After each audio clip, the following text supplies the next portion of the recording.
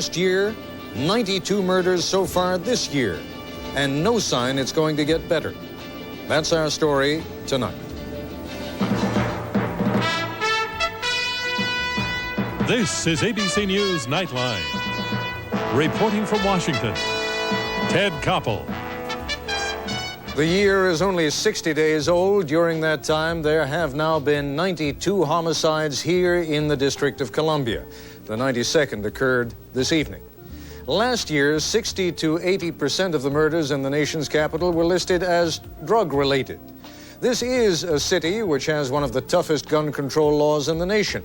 A city which has 4,000 of its own police and a total of 14,000 federal law enforcement officers. FBI agents, Capitol Police, Secret Service, Park Police, Drug Enforcement agents, Supreme Court Police, Library of Congress Police.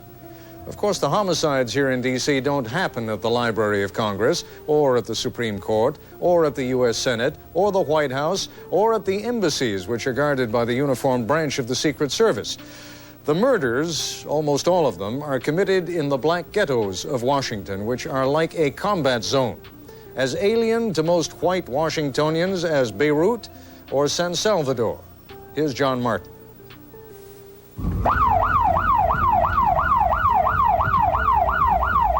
I just pray constantly for all the children. I do.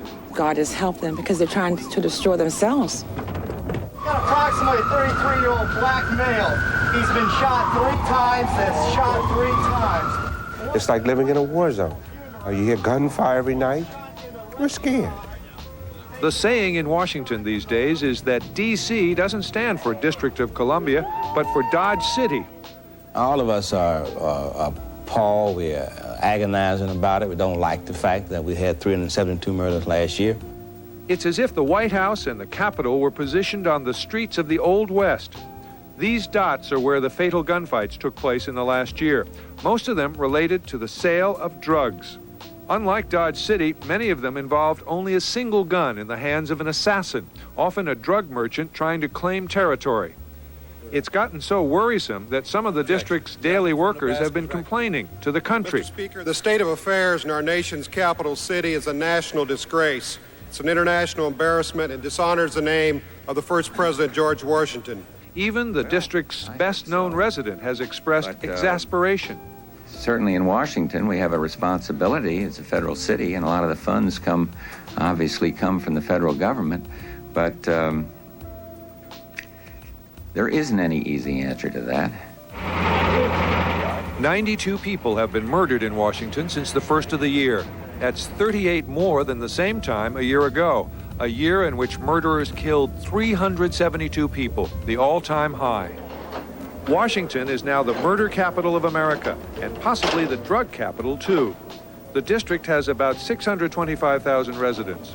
Every year, it arrests about 21 drug suspects for every 1,000 residents. In New York, the number is only 12 per 1,000. In Los Angeles, it is 10 per 1,000. Many suspects are from Washington's black school-age population.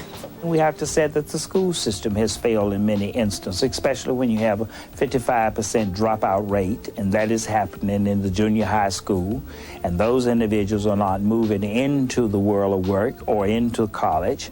Mr. Lockridge and others also blame the collapse of families, the failure of churches, and the ethics of the white business community, which young blacks want to emulate. Instead of making $4 an hour at McDonald's, they say, they can make $4,000 a week selling drugs. What many blacks see in Washington is something tourists never notice. 2 cities, poor black sections and affluent white enclaves. This is where the majority of whites live, with relatively fewer of the murders. And here is where most blacks live, with most of the murders. Basically, when we talk about who's dying in these drug shootings, you're talking about young people, you're talking about young black people, you're talking about guys in their late teens, early 20s. Juan Williams covers urban affairs for the Washington Post magazine. They can see that people have the fancy cars, have nice clothes, they can see the Kennedy Center, you can see fantastic things like Redskins football that they can't get into, and they want it. And they want it fast, and they're going to get it somehow. And I think that it sort of breeds a level of desperation. I'll do whatever the hell I have to do to make it, and the fastest way out right now is drugs. The fact that the murder capital of the country is also the political capital suggests how little power the federal government has exerted so far. But that may change. Some local politicians are asking for federal military help. The National Guard could bring in persons or military police in jeeps and patrol those areas where we know they're heavily fortified and insist that they turn in those guns. The city has declared a crime emergency. It is planning to shift 450 officers from the wealthier districts where crime is low to the tougher sections where murders are high. As part of the shift, the police chief is expected to move some officers from desk jobs to street patrols 1 day a week. Ironically, say critics, the city is reversing its policies. In recent years, police budgets and resources have been cut back from a high of 5,100 officers in 1968 to barely 4,000 now. The police chief says the city needs at least 700 more officers. The mayor says there isn't enough money to hire them. At the same time, the mayor's personal life has been part of the problem. Critics say he sets a bad example. A personal friend, Karen Johnson, was convicted of selling drugs. Recently, the mayor went to a downtown hotel to visit a suspected drug user. He said he did not know the man was a suspect or a drug user. Mayor Barry has denied he uses drugs, but recently, one of the mayor's most bitter critics, the publisher of a business magazine, raised the issue in a startling way. I'm convinced he's a drug addict. How? I did cocaine, as most of the people that I knew did until a few years ago. Having done the drug, you recognize the symptoms. I don't like drug dealers. They're the scourge of the earth. And I think it starts with oneself, being drug-free as I am. Barry also insists he is not a bad example for the city's young people. They have a lot of respect for me. Everywhere I go, even the young drug dealers, when I'm out walking, they'll come up to me and say, "Mr. Mayor, I'm glad you cleaned up this place, glad you cleaned up this area. As you stop selling dope, we can do it better." Washington is trying to do it better. Devout Muslims patrolling unsafe areas. Residents planning a march by 10,000 people in April. The city council trying to curfew teenagers. The mayor trying to keep more suspects in jail before trial and send them away longer after conviction if they deal in drugs and use firearms. A city council member, Nadine Winter, was reportedly warned not to push too hard against the drug merchants. But the mayor says the community can't hang back in fear.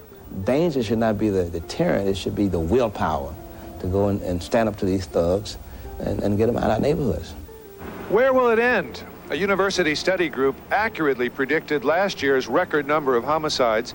Based on a new study, it says more than 600 men, women, and children will be murdered here this year. This is John Martin for Nightline in Washington.